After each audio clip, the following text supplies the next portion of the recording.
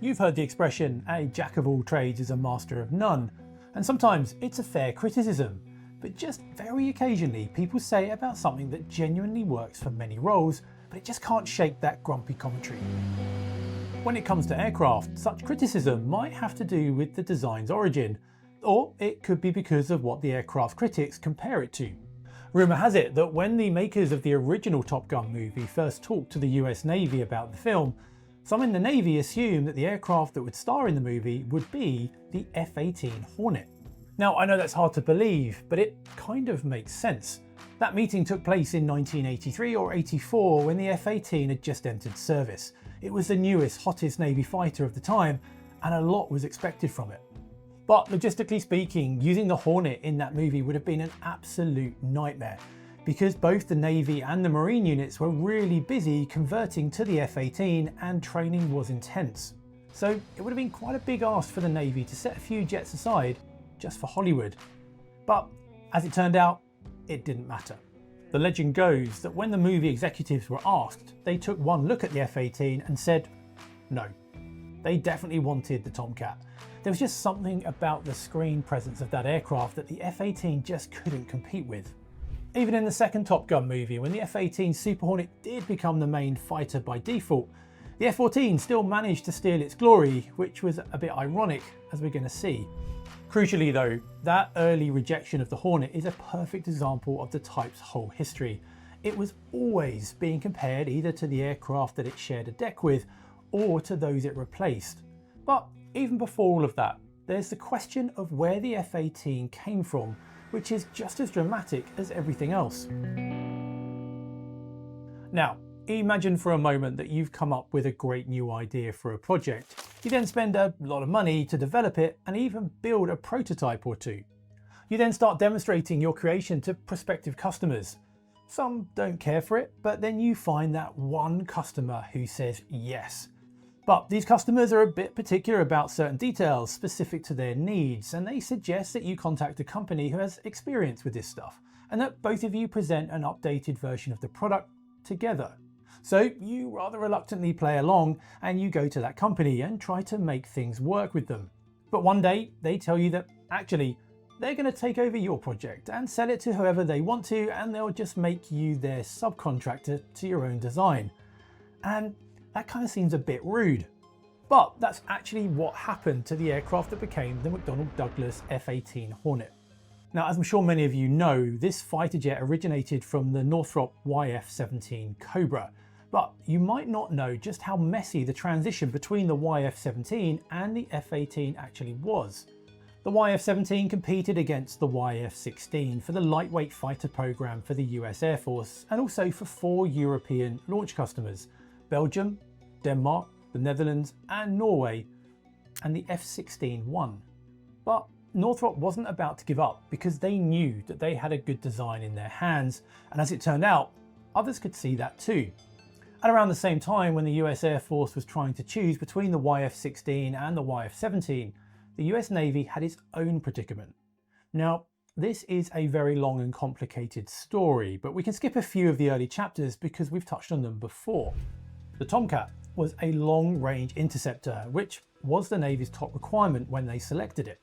But further down the line, the Navy also wanted an aircraft for the surface and ground attack role, and they hoped that the Tomcat would cover that need as well. Now, with hindsight, we know that the Tomcat eventually would adapt to the ground attack role, but back in the 70s, it was believed that it just wasn't ideal for the mission. What the Navy really wanted was something more versatile, to replace types like the A-7 Corsair II and all remaining F-4 Phantoms. But the Tomcat didn't really fit that role. It was big and heavy and quite demanding maintenance-wise, so the Navy decided that they wanted something a bit smaller, simpler, and hopefully more affordable, but still very capable. The thing is, that wish list sounded quite similar to what the Air Force was after with its lightweight fighter program, which was also supposed to do a bit of air-to-air and a bit of air-to-ground, as well as being affordable. And that seemed like a great opportunity, since the plans for the Air Force and the Navy to both get the F-111 fell through. Now was perhaps the time that the two services could buy the same lightweight fighter.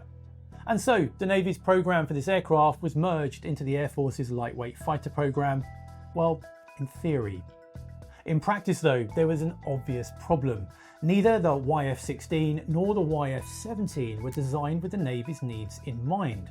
A naval fighter would need a stronger tailhook for regular carrier traps, a mechanism to enable catapult launches, folding wings so it would take up less space on the carrier, and of course it would need much stronger landing gear for those unflared carrier landings. So whatever the Navy picked would need to be modified, and the problem with that was that neither General Dynamics, who had designed the YF-16, nor Northrop, who made the YF-17, had experience designing aircraft for carrier operations. So, to sort this out, the Navy encouraged the two companies to work with a partner that did have such experience, which is what they both did. General Dynamics partnered with LTV, formerly known as Volt, who had made the aircraft like the F-8 and the A-7, and Northrop partnered with McDonnell Douglas, who designed the F-4. Now, you'd think that the F-16 would have the advantage here since it's the aircraft that the Air Force chose, but that's obviously not what happened. Part of the problem here was the size and layout of the F-16, which just wasn't ideal for carrier operations. But another big reason why the Navy leaned towards the other option was the fact that they generally prefer aircraft with two engines, since their aircraft spend so much time flying over water. And crucially, the aircraft that Northrop and McDonnell Douglas would propose for the Navy wasn't simply a navalised YF-17. Aside from that new landing gear, the folding wings and the rest of what it needed for carrier landings and launches, the whole aircraft was altered a lot. The original slim nose of Northrop's YF-17 got much bigger to make room for a fairly big radar antenna and for a 20mm 6-barrel cannon. The rest of the aircraft also grew so that it would carry more weapons. The slim spine on top of the fuselage of the YF-17 got a lot bigger, making room for extra fuel. Then, in addition to the naval avionics, the F-18 got a new flight control system. The YF-17 already had partial fly-by-wire. The bigger naval variant got a state-of-the-art quadruple digital fly-by-wire system. These modifications made the aircraft even more attractive to the Navy, but very quickly, the company partnership that made all of this possible started to fall apart. And I'll tell you more about that after this.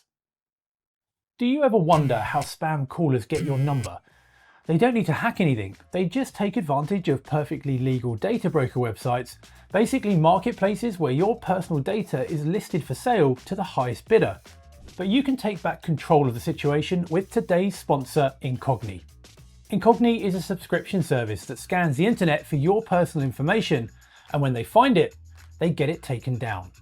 Sure, you could try to do this yourself, but let's be honest, who wants to spend hundreds of hours manually going back and forth with sketchy internet characters?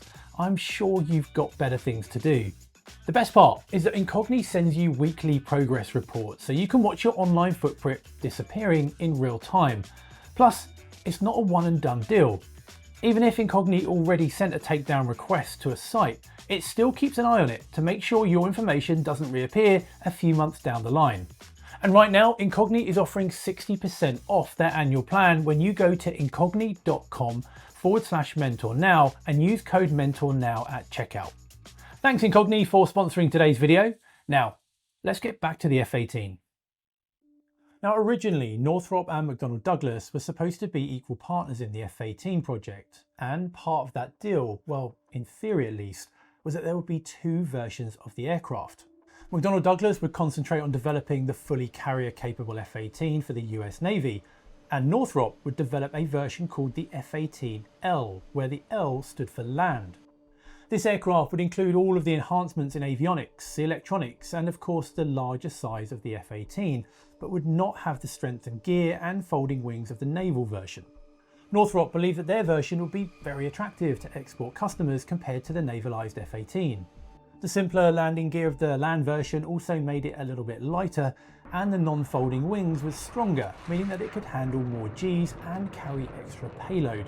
Plus, the simplicity made it cheaper too. However, there were a couple of very serious problems in those plans, starting with their business partner. McDonnell Douglas weren't just an experienced maker of military aircraft, they were also very experienced and very capable sellers of aircraft.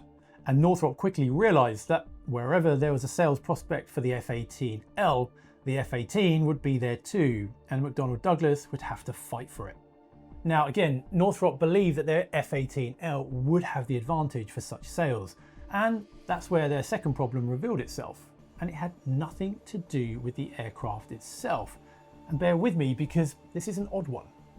Now, foreign countries that wish to buy fighter jets or really any kind of military equipment from the United States can generally do so in two ways. Firstly, they can go direct to the manufacturer and buy what they want commercially once they have secured all of the necessary licenses and approvals. Now, this sounds relatively simple, but it can involve different contracts for the aircraft, its engines, its radar, and other sensitive equipment. And when the buyer takes delivery, they would need to verify on their own that everything about the aircraft, its equipment, and its systems is in order. Now, the other method is what's called foreign military sales, or FMS. This is a government-to-government contracting process where a foreign country tells the US government what it wants. Then, once their approvals are all in place, the US Navy or the Air Force, whoever already uses the jet, orders it on behalf of the customer, takes delivery, checks it out, and then passes it on to the country that will use it. Now, I'm skipping a lot of details here, but the point is that while FMS is a bit more expensive, it's a lot more secure from the buyer's perspective, which is why most such purchases are completed with this method, especially when buying something that they don't already own. And that became a really big problem for Northrop. But why? Well, the only way for an FMS contract for something like a fighter jet to go through is if the US Navy or the US Air Force already uses this fighter, because they need to be familiar with it themselves to take delivery and check it out. And since the F-18L wasn't a Navy or an Air Force aircraft, foreign customers just couldn't buy it this way. And that was a really big miscalculation for Northrop, who would face the same problem a few years later when marketing a much improved version of the F-5 fighter called the F-20. Early on, Northrop sued McDonnell Douglas for trying to sell the F-18 to many foreign customers, despite their previous agreement. MDD countersued and the process dragged on for years. But Northrop eventually realised that they had to give up, because even if they beat McDonnell Douglas in court, the problem with FMS sales just wouldn't go away. So incredibly, Northrop eventually redrew their contract with McDonnell Douglas, making MDD the lead contractor of the aircraft design, and Northrop, who was still making about half of the aircraft structure, would now be a subcontractor for its own design. Now, incidentally, those of you that have followed our series on Boeing's history and their dealings and merger with McDonnell Douglas might recognise a bit of that ruthless business dealing that Boeing eventually absorbed when MDD became part of its DNA. Anyway, after all of the bureaucracy and politics, what kind of aircraft did the F-18 end up being? Well, as I said at the beginning, the original Hornet was meant to be a jack-of-all-trades aircraft, which it really was, and honestly, it was pretty good at it. Before the Hornet, the number of different aircraft types that each US Navy carrier had would be hard to imagine today. There were dedicated platforms for fleet air defence, for dropping bombs, for dropping more bombs, for air refuelling, electronic warfare, logistics and transport, airborne early warning, and more. Now obviously the F-18 couldn't replace all of these, but its crews got more experienced on it in the late 1980s and 90s. The Hornet replaced the F-4s, A-7s and A-6s, which was a pretty good start for it. Fly-by-wire made the aircraft easier to fly than many previous types. It could carry a respectable amount of ordnance, and even though the folding wings meant that it could pull fewer Gs than the YF-17, it was still really manoeuvrable. Its leading-edge wing extensions meant that the aircraft had exceptionally good performance at low speeds and high angles of attack, making it a really respectable dogfighter. All in all, while the Hornet didn't have the range of something like the Tomcat, it was good enough where it needed to be to earn its place on the flight deck. From the business side, it also made respectable sales internationally, including to Canada, Australia, Spain, Finland, Switzerland, and elsewhere. The original F-18 proved its worth in combat too, fighting in Operation Desert Storm alongside some of the aircraft that it was already replacing, and later again in Iraq and Afghanistan, and nearly every theatre the US military has been engaged in the past 3 or 4 decades. Basically, it became the Navy's bread and butter aircraft, and it's possibly that this is part of the reason why it's not thought of as a particularly unique or special aircraft, except by its pilots of course. But there was another reason why there are people who don't appreciate this aircraft all that much, and it's because it eventually evolved to replace the aircraft that they did appreciate, the F-14. Which brings us to the definitive version of this design, the F-18 Super Hornet, also affectionately known as Rhino, an aircraft that took the idea of having a new type replace multiple old ones and run with it. Now, this aircraft looks a lot like the F-18, it shares many of the same systems, and the two are close enough to make the transition from one to the other pretty easy for the pilots and other crew. But the Super Hornet isn't just a redesigned and updated Hornet. It's about as close as you can get to radically redesigning an aircraft without creating a whole new type. The Rhino is about 20 to 25% bigger depending on how you measure it, and it has more powerful engines with redesigned intakes to handle the extra weight, and it also carries more fuel and weapons. It also has redesigned high lift devices so it can land a bit slower and bring back more weapons and other stores to the carrier without having to dump unused expensive ordnance into the sea, which was actually one of the weaknesses of the original Hornet. For the Navy, the Super Hornet replaced the legacy F-18. It replaced the last remaining A-6s, it could refuel other aircraft, and it replaced dedicated tanker platforms. Plus, an electronic warfare version called the A-18G replaced the EA-6 Prowler. Basically, the Rhino replaced half of the carrier's air wing, and not everyone was happy about that. The Legacy Hornet was a bit of a compromise to make it possible to cover multiple roles like air-to-air combat and ground attack, which is why it has the FA designation. F is for fighter and A is for attack. But now the Super Hornet had to do all of that, but with more weapons. Plus it took on more roles. For example, some pilots complain that it's not nearly as good as an aerial refueling tanker as the older S3 Viking was. And of course, the F-14 fans will never forgive the Rhino for replacing their beloved aircraft, even though this aircraft was never actually meant to fully cover everything that the Tomcat could do. Now, we went through the reasons for the F-14's replacement in another video, but very briefly, the Navy believed that the long-range interceptor role that the Tomcat served was no longer necessary in the post-Cold War era. Ironically though, the Navy seems to have changed its mind about this recently as geopolitics shift around the world, and this means that the Navy now has to update the Super Hornet once again to try and give it some of the features the Tomcat had, like weapons with more reach. And it seems that the aircraft will get weapons like the AIM-174B or the AIM-260, both of them with much longer range than its current air-to-air missiles to meet the emerging or re-emerging threats to the fleet. And that's where there's some bitter irony for the F-14 fans. The Tomcat was a dedicated long-range interceptor with plenty of fuel and another older ultra-long-range air-to-air missile, the AIM-54 Phoenix, that no other aircraft could carry. And now, the Super Hornet that ended up replacing the Tomcat is hurriedly getting some of the weapons and gear to actually fill this Tomcat's shoes that it never really filled up until now. But to be honest, this is a really unfair way to look at the Super Hornet. The per flight hour cost of the Super Hornet was only 40% of the Tomcat, and it required about 75% less labour hours per flight hour to maintain.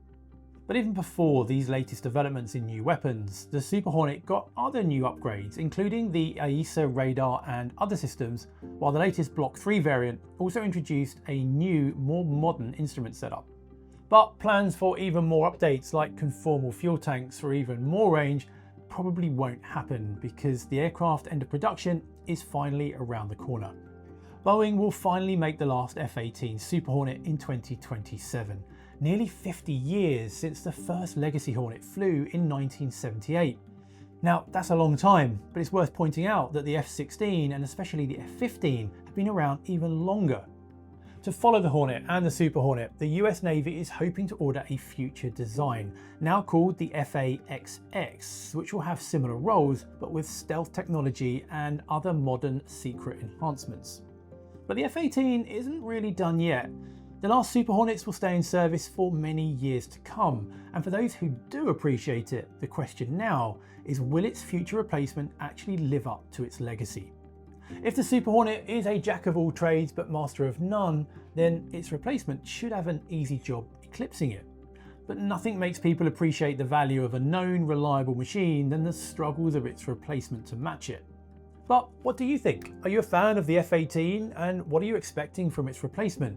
And what do you make of the whole McDonnell Douglas and Northrop saga? Let us know in the comments below.